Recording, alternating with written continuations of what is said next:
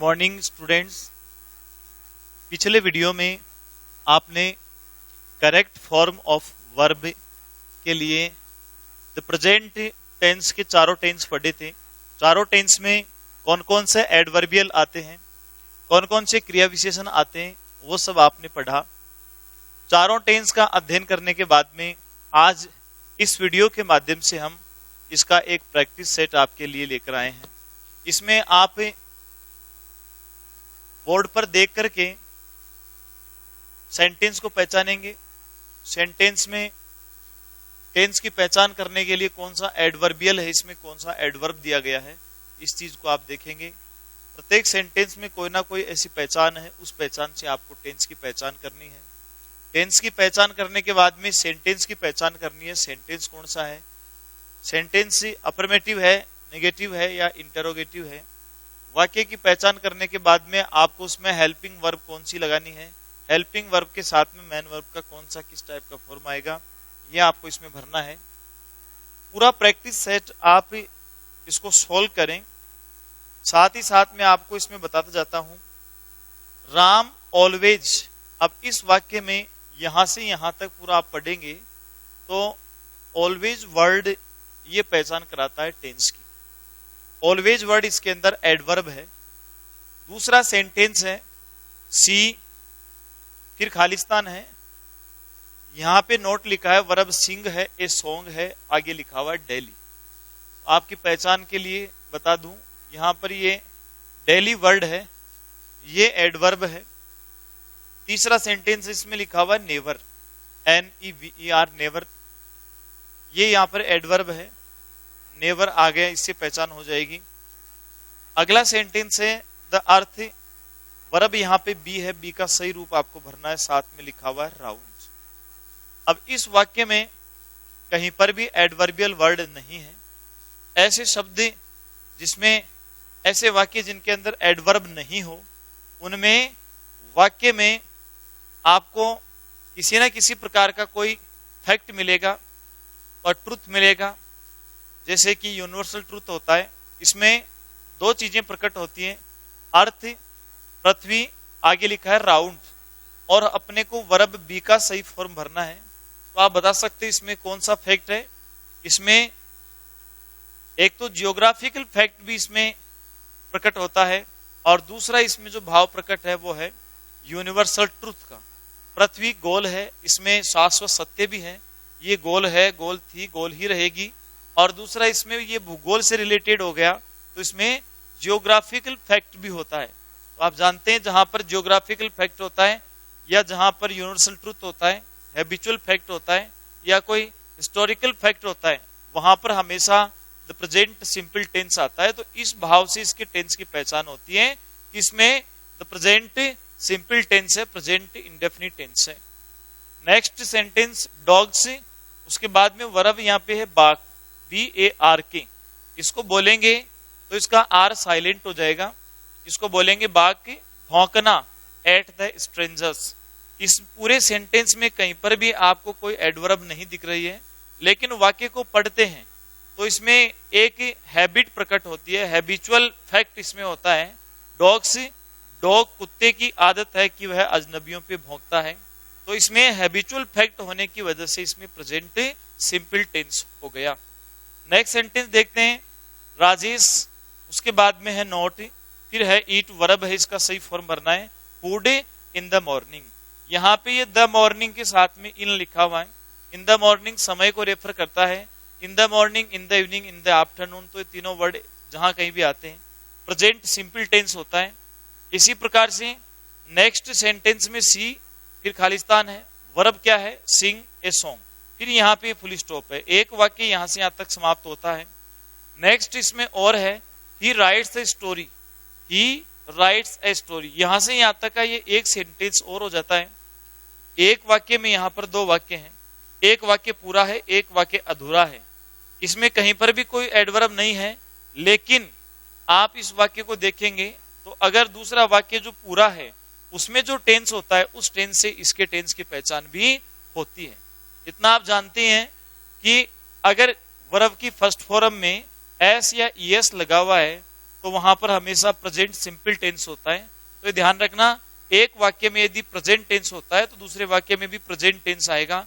एक में यदि पास्ट टेंस है दूसरे में भी पास्ट होगा, तो वहां पे प्रेजेंट सिंपल टेंस है और यहां पर भी प्रेजेंट सिंपल टेंस होगा। प्रेजेंट सिंपल टेंस की क्रिया अपने को भरनी है। एक बार इसको पढ़ करके आप सभी इसको प्रैक्टिस के रूप में काम में लें।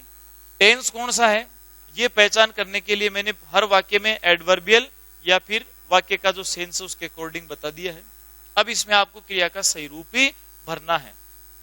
तो देखें वर्ब का सही रूप कैसे आएगा। राम ऑलवेज, ऑलवेज से प्रेजेंट सिंपल टेंस की पहचान हो गई। गो टू जयपुर ऑलवेज है, प्रेजेंट इंडेफिनिट टेंस है, प्रेजेंट सिंपल टेंस है। अब इसके बाद में सेंटेंस पॉजिटिव या अफर्मेटिव वाक्य है तो इसमें कभी भी कोई सी हेल्पिंग वर्ब नहीं आती है। आप ये ध्यान रखें, प्रेजेंट सिंपल टेंस का अफर्मेटिव या पॉजिटिव सेंटेंस होता है और दूसरा सिंपल पास्ट टेंस या पास्ट इंडेफिनिट टेंस का अगर अफर्मेटिव या पॉजिटिव सेंटेंस है उनमें कभी कोई हेल्पिंग वर्ब नहीं आती है। इंग्लिश में टोटल हेल्पिंग वर्ब कितनी होती है? टोटल हेल्पिंग वर्ब होती है 24।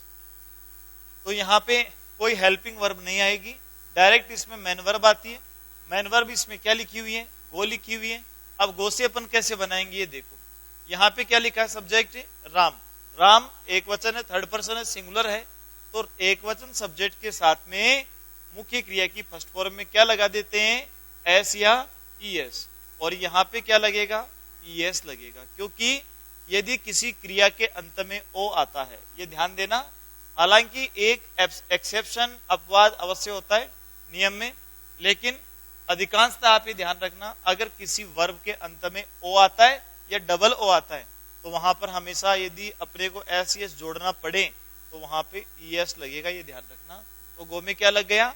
ईएस। तो गोज बन गया। पूरा सेंटेंस ऐसे बन जाएगा, Ram always goes to Jaipur, Ram हमेशा जयपुर जाता है। एक तो यहाँ पे ऑलवेज आ गई, इससे पहचान हो गई। बाकी दूसरा उसका जो हैबिचुअल है, डेली रूटीन का जो कार्य है वह हमेशा जयपुर जाता है, इससे भी इसमें भाव प्रकट होता है। नेक्स्ट वाक्य देखो, सी खालिस्तान है, नोट है, सिंग है, ए सॉन्ग, और यहाँ पे एडवर्ब क्या आ गई? डेली। तो डेली आ गया, इसका मतलब present simple tense. Present simple tense कह सकते हैं, प्रेजेंट अफर्मेटिव, प्रेजेंट इंडेफिनिट का सेंटेंस कौन सा ये देखना अपने को। तो इसमें प्रेजेंट इंडेफिनिट टेंस या प्रेजेंट सिंपल है और यहाँ पे वर्ब के साथ में क्या लिखा हुआ है? नोट लिखा हुआ है। तो वाक्य कौन सा हो गया? नेगेटिव हो गया। और नेगेटिव सेंटेंस होते ही इसमें साई क्रिया जाएगी, ये ध्यान रखना। अगर अफर्मेटिव या पॉजिटिव सेंटेंस है तो किसी प्रकार की कोई हेल्पिंग वर्ब नहीं आती है। लेकिन वाक्य जैसे नेगेटिव होता है या इंटरोगेटिव हो जाता है तो प्रेजेंट सिंपल में दो ही हेल्पिंग वर्ब आती है। कौन कौन सी साई क्रिया आती है? एक तो आती है डू और दूसरी आती है डज। डू और डज ये दोनों प्रेजेंट सिंपल टेंस के हेल्पिंग वर्ब है, इनको आप अच्छे से नोट कर लें, डू और डज। अब डू डज में कौन सी आएगी ये भी आपको देखना है कि अगर सब्जेक्ट सिंगुलर है या ही सी इट एक वचन है, ही सी इट या एक वचन, या फिर डू कहां पे आएगी? जहां पे बहुवचन है। यदि प्लूरल सब्जेक्ट है या फिर प्रोनाउन में जैसे दे है, वी है, यू है, आई है, ऐसे जितने भी जो सब्जेक्ट है उनके साथ में डू। सीधे सीधे दिमाग में रखो कि प्रेजेंट सिंपल टेंस का यदि नेगेटिव सेंटेंस होता है तो हेल्पिंग वर्ब आती है दो। कौन सी आती है? डू और डज। अब डू डज में कौन कौन सी कहां आएगी? अगर ही सी इट या सिंगुलर सब्जेक्ट होता है तो वहां पे हमेशा डज आती है, सिंगुलर डज आती है, प्लूरल तो डू आती है। और प्रोनाउन कौन से बच गए? आई। आई फर्स्ट पर्सन है लेकिन एक वचन के लिए काम आएगा, फर्स्ट पर्सन बहुवचन के लिए वी है, तो दोनों के साथ में डू आएगा, ये ध्यान रखना। और यू है सेकंड पर्सन है, यू एक वचन बहुवचन दोनों के लिए आता है, यू के साथ में हमेशा बहुवचन की क्रिया आएगी यानी डू आएगा। और एक दे, दे यहाँ पे THEY दे, इसका मतलब ये थर्ड पर्सन किसी को भी रेफर करता है, बहुवचन में आएगा, तो यहाँ पर भी आपको डू का प्रयोग करना है। एक वचन तो क्या आएगा? डज। बहुवचन तो क्या आएगा? डू। ऐसे दिमाग में रखें, एक वचन तो क्या आएगा? डज। बहुवचन है तो क्या आएगा? डू आएगा। नेगेटिव सेंटेंस होने पे इनका प्रयोग करेंगे, ये भी ध्यान रखना। सी एक वचन है, सी क्या है? एक वचन। तो बताओ डू या डज? डज। तो यहाँ पे अपन लिखेंगे डज। अब जहां पे वाक्य नेगेटिव आता है, इंट्रोगेटिव आता है, आपको ज्यादा कुछ नहीं करना है, आपको सिर्फ इसमें हेल्पिंग वर्ब का ध्यान रखना है। हेल्पिंग वर्ब डू डज यदि सही भर देंगे तो आगे तो आपको कुछ करना ही नहीं है। आगे यदि नेगेटिव सेंटेंस है तो नोट को यहाँ ला करके लिख दो, ऐसा कैसा, तो नोट हो गया, डज नोट। और वर्ब की फर्स्ट फॉर्म वाक्योष्टक में है, वो ऐसे कैसे लिख देंगे, sing, does not sing, she does not sing a song daily, वह रोजाना एक गाना नहीं गाती है। अगला वाक्य देखो, एडवर्ब इसमें पहले आपको बता दी गई है क्या है, एडवर्ब है इसमें नेवर, नेवर यानी कभी नहीं, ये ऑलवेज का अपोजिट है, ऑलवेज हमेशा, एवर हमेशा, नेवर कभी नहीं, नेवर।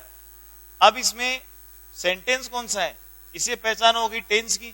अब सेंटेंस है अफर्मेटिव है, क्योंकि वर्ब के साथ में क्या नहीं है, नोट नहीं है, इसलिए ये सेंटेंस हो गया नेगेटिव, पॉजिटिव, अफर्मेटिव। हालांकि इसमें नेवर है, लेकिन नेवर से इसमें कोई फर्क नहीं पड़ने वाला, नेवर पूरा एडवर्ब है, इस वजह से वाक्य नेगेटिव का भाव देगा।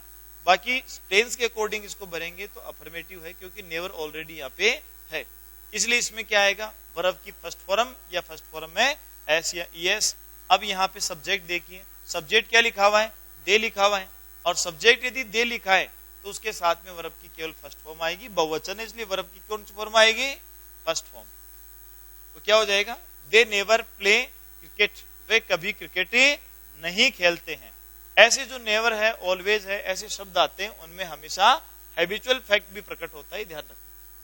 अगला सेंटेंस है द अर्थ, फिर है बी, उसके बाद में क्या लिखा है, राउंड, ऐसा लिखा हुआ है। तो इस वाक्य में आप जरूर ध्यान दीजिएगा, इस प्रकार के सेंटेंस इंपॉर्टेंट होते हैं, ये आ सकते हैं, कई बार ये एग्जाम्स में आए हुए हैं। द अर्थ बी राउंड, अब यहां पर वर्ब आ गई बी।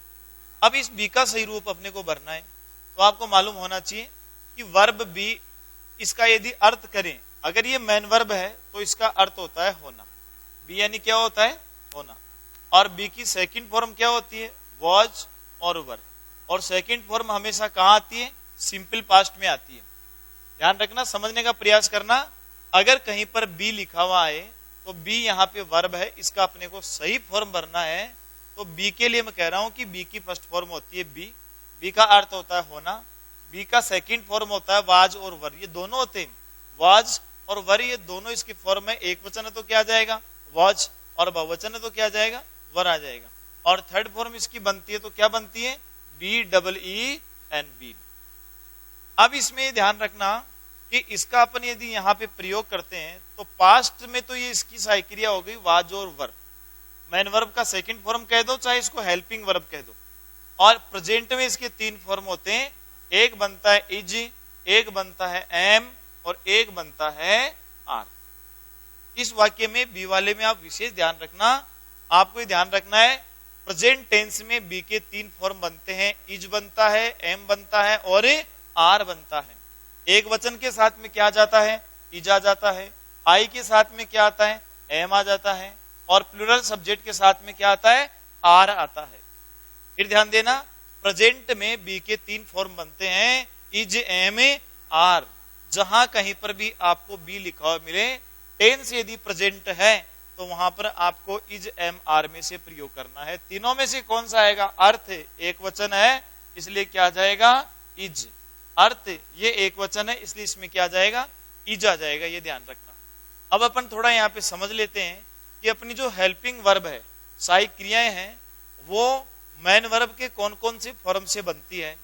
तो सबसे पहले तो आप ये ध्यान दो कि जो अभी बी अपन ने सीखा है, बी, इसकी 5 फॉर्म बन जाती है, इज, एम, आर, वॉज और वर। 5 फॉर्म ये जो हेल्पिंग वर्ब है ये इससे बनती है। ये बेस फॉर्म में यदि काम में आती है तो ये मुख्य क्रिया के रूप में भी काम आती है। अब ध्यान देना, बी से 5 बन गई, इज, एम, आर, वॉज और वर। एक ये डू है, इसको आप सहायक क्रिया के रूप में ज्यादा समझते हैं, ये मुख्य क्रिया है। डू, डू मीन्स करना, डू का सेकंड फॉर्म है डिड, थर्ड होता है डन, डू, डिड, डन। अब इस डू से जो हेल्पिंग वर्ब क्रिएट होती है वो कौन कौन सी होती है, एक तो डू की जगह डू है, एक इसे एक वचन प्रेजेंट के लिए बन जाती है डज, और एक यदि पास्ट की बात करते हैं तो इससे क्या बन जाती है, डिड बन जाती है, डू, डज और डिड। और अगर अपन और बात करें तो जो प्राइमरी सहायक क्रियाएं हैं अपनी, उसमें एक मुख्य क्रिया है हैव। हैव यानी होना, पास में होना, रखना, हैव, और हैव की तीनों फॉर्म हो जाती है हैव, हैड, हैड। हैव से यदि हेल्पिंग बनती है तो एक तो हैव है ही, ये प्रेजेंट में बहुवचन के लिए आती है, एक वचन के लिए इसमें आ जाती है हैज, और पास्ट में आ जाती है हैड। ये तीनों किससे क्रिएट होती है? हैव से। हैज, हैव और हैड। एक वचन होगा, प्रेजेंट है, प्रेजेंट का परफेक्ट है, उसमें काम आएगी तो वहां पे हैज होगा। अगर बहुवचन है तो वहां पे हैव आएगी, और यदि टेंस यदि पास्ट है तो वहां पे क्या आएगी? हैड आएगी। ये ध्यान रखना। 5, 3, 8 और 3, 11। तो आप ये दिमाग में रखें कि टोटल जो अपनी 24 एक्जुलरीज होती हैं, 24 हेल्पिंग वर्ब होती है, सहायक क्रियाएं होती हैं, उनमें से 11 सहायक क्रिया ऐसी हैं जो किसी मुख्य क्रिया से बनी हैं, और ये सब्जेक्ट का इन पर बहुत ज्यादा प्रभाव पड़ता है। जिस प्रकार का करता है सब्जेक्ट है उसके अकॉर्डिंग ये काम में ली जाती है, टेंस के अकॉर्डिंग काम में ली जाती है। और इनको अपन प्राइमरी एक्जुलरीज भी कहते हैं, प्राथमिक सहायक क्रिया भी कहते हैं। आप ये 11 हो गई, इनको अवश्य ध्यान में रखें। पहली बी से बनने वाली है इज, एम, आर, वॉज, वर। दूसरे बनने वाली है डू, डज, डिड, और हैव से बनने वाली है हैव, हैज, हैड। अब इसके अलावा 24 में से कितनी बच गई? 13। तो ये 13 जो होती है ये मॉडल होती है। 13 मॉडल हेल्पिंग वर्ब है, एक्जुलरीज कह सकते हैं। 13 मॉडल सहायक क्रिया है। 13 की किस प्रकार से? कैन, कुड, ऐसे आप याद रखें। जैसे कैन किस में आएगी? कैन प्रेजेंट में, तो ये किस में आ जाएगी? पास्ट में। Can, could, will, would, shall, should. Can, could, will, would, shall, should. 6 तो ऐसे क्रम से होगी, ध्यान रखना। Can, could, will, would, shall, should. में से may, might, must. May, might, must. 3 को ऐसे दिमाग में रख लो। ये तीनों एक सेंस में, अलग अलग टेंस में काम में आने वाली मॉडल्स हैं। May, might, must. फिर ध्यान देना 13 मॉडल में can, could, shall, should, will, would, may, might, must. अब एक है नीड। अब नीड ये मुख्य क्रिया भी होती है, तो इसको यदि अपन को मॉडल बनाना तो इसके साथ में क्या लगाएंगे? नोट लगाएंगे। नीड, नोट, ये ध्यान रखना। ये 10 नंबर पे हो गई।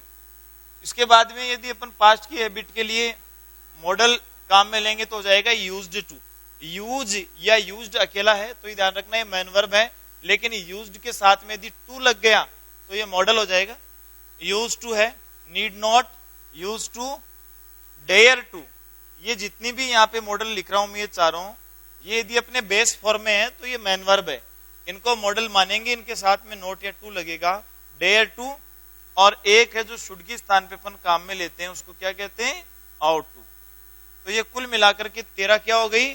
ये 13 हो गई मॉडल, और 11 हो गई प्राइमरी एक्जुलरीज। कुल मिलाकर के 24 हेल्पिंग वर्ब इंग्लिश में होती है। तो मैं बात कर रहा था यहाँ पे बी की।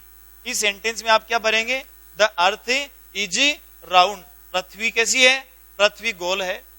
अगला वाक्य देखो, डॉग्स, इसमें हैबिचुअल फैक्ट है। एट द स्ट्रेंजर्स, बाग इसमें वर्ब है, और ये अफर्मेटिव सेंटेंस है। डॉग्स बहुवचन है, तो मुख्य क्रिया की केवल फर्स्ट फॉर्म लिखेंगे, न इसमें एस लगाएंगे, न आपको कोई हेल्पिंग वर्ब लगानी है।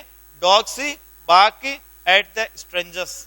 नेक्स्ट सेंटेंस है राजेश, एक वचन है। नॉट वाक्य नेगेटिव बनेगा, और यहां पे लिखा हुआ इन द मॉर्निंग, और इन द मॉर्निंग से पहचान होगी कि इसमें द प्रेजेंट सिंपल टेंस है। तो प्रेजेंट सिंपल टेंस का नेगेटिव सेंटेंस है। सब्जेक्ट राजेश एक वचन है, इसलिए सहायक क्रिया क्या आएगी? डज। एक वचन के साथ क्या आएगा? ध्यान रखना हमेशा, डज, और बहुवचन के साथ में डू। अगर आपको डू डज लिखना है तो आगे तो आपको कुछ करना ही नहीं है, फिर बस सहायक क्रिया का ध्यान रखना। डज, नॉट और वर्ब की फर्स्ट फॉर्म। जब आप सहायक क्रिया डू डज सही लिख दोगे तो आगे तो आपको नेगेटिव सेंटेंस में जैसा है वैसा का वैसा सेंटेंस आपको यहाँ पर नॉट और वर्ब की फर्स्ट फॉर्म लिखनी है। अगला देखो सी, उसके बाद में है सिंग ए सॉन्ग। इस वाक्य में आप ध्यान दीजिए, इसमें कोई एडवर्ब नहीं है। एक वाक्य इसका दूसरा वाक्य कंप्लीट है, और जो वाक्य पूरा है उसके अंदर राइट से प्रेजेंट सिंपल टेंस है, तो दूसरे वाक्य में प्रेजेंट सिंपल टेंस है। वहां जो एक्शन उसमें हो रहा है वही एक्शन इसमें होगा, उसी समय में होगा, तो वहां पे वही टेंस आएगा। प्रेजेंट सिंपल टेंस इसमें भरेंगे। सी एक वचन है तो सिंग में क्या लग जाएगा? एस। इसको वाक्य का शी सिंग्स ए सॉन्ग, वह एक गाना गाती है, ही राइट्स ए स्टोरी, वह एक कहानी लिखता है। एक सेंटेंस में यदि दो वाक्य आए और दो में से एक वाक्य यदि पूरा होता है, एक वाक्य अधूरा होता है, तो दूसरे वाक्य में जो टेंस होता है वही टेंस उसमें होता है। प्रेजेंट है तो प्रेजेंट, पास्ट है तो पास्ट। देखिए अगला सेंटेंस टुडे, वी, उसके बाद में खालिस्तान है, वर्ब है रीड द न्यूज़पेपर्स। यहां पे इसमें एडवर्ब से टेंस की पहचान हो जाएगी। एडवर्ब इसमें क्या है? टुडे है। टुडे, अब ये ध्यान देना, अब तक जो आपने सेंटेंस सोल्व किए हैं उनमें प्रेजेंट सिंपल टेंस था, अब ये टुडे आ गया, प्रेजेंट कंटिन्यूअस टेंस की पहचान है। एक बार में आपको इस प्रैक्टिस के लिए भी एक बार एडवर्ब कौन कौन से इनके बारे में बता देता हूं। पहला वाक्य, उसके अंदर क्या एडवर्ब आ गया? टुडे। दूसरा सेंटेंस है, इसमें सी लिखा है, सी के बाद में खालिस्तान, फिर क्या लिखा है? स्टिल। ये ध्यान देना, एक टिल है एक स्टिल है, स्टिल वर्ड यहाँ पे है। स्टिल आता है तो द प्रेजेंट कंटिन्यूअस टेंस की क्रिया आती है, स्टिल है, इसमें एडवर्ब हो गया। तीसरे सेंटेंस में देखो एडवर्ब कहीं नहीं है, लेकिन शुरू में यहाँ पे जो ये लुक वर्ब है इसके साथ में क्या है? यहाँ पे एक्सक्लेमेशन मार्क है। जहां पर वाक्य एक्सक्लेमेटरी हो या जहां पर वाक्य के शुरू में लुक है, लिसन है, ऐसे शब्द आ जाए संबोधन के लिए जो कि इंस्टेंट एक्शन को प्रकट करते हैं। कोई घटना होती है, तत्काल घटित होती है, उसी समय हो रही है, उसी समय एक्शन हो रहा है, वहां पर हमेशा प्रेजेंट कंटिन्यूअस टेंस आता है। तो इसमें लुक है, ये पहचान कराता है कि इसमें प्रेजेंट कंटिन्यूअस टेंस ही है। अगला, कई बार क्या देखो इसमें बच्चे यहां पर लुक को देखते नहीं, यहां पर आफ्टर को देख लेते हैं और आफ्टर के बाद में सेंटेंस को पूरा पढ़ नहीं पाते हैं। आफ्टर और बिफोर तो वो वहां पर पास्ट टेंस में पहुंच जाते हैं। आपको ऐसा नहीं करना है, पास्ट परफेक्ट आफ्टर बिफोर होगा तो उसके बाद में भी सेंटेंस पूरा होगा। द बस सिर्फ एक नाउन है, एक वहां पे शब्द है द बस, यहां पे इसमें एक सब्जेक्ट और एक वर्ब ऐसा उसके बाद मिलना चाहिए, यानी कर्ता और क्रिया जब तक नहीं होती है तब तक सेंटेंस नहीं बनता है। इसलिए यहां पर आप ध्यान दो, आफ्टर या बिफोर आ जाए तो वाक्य को पूरा बहुत ध्यान से पढ़ना है। लुक की इसमें पहचान है, प्रेजेंट कंटिन्यूअस टेंस है। अगला वाक्य देखो, दे, उसके बाद में लिखा है नॉट प्ले, नेगेटिव वाक्य बनेगा और यहां पे एडवर्ब आ गई नाउ। नाउ यानी अब, नाउ मीन्स अब, ये इसकी पहचान है। नाउ आए या नाउ ए डेज आए। इसे नेक्स्ट सेंटेंस में देख लो, यहाँ पे नाउ ए डेज, ये इसकी पहचान होगी, नाउ ए डेज। नाउ ए डेज इसका मतलब आजकल। नाउ ए डेज है तो भी प्रेजेंट कंटिन्यूअस टेंस होगा।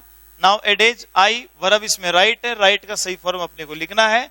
नॉवेल, नॉवेल मीन्स क्या होता है? उपन्यास, ए novel. Next sentence, Rakesh, Khalistan, verb है इसमें कट। फ्रूट्सी, एट दिस टाइम, ये ध्यान रखना, दिस, यदि दिस के साथ में समय लिखा है, यहां पे क्या लिखा है? This time, at this time, at this moment, at the present time.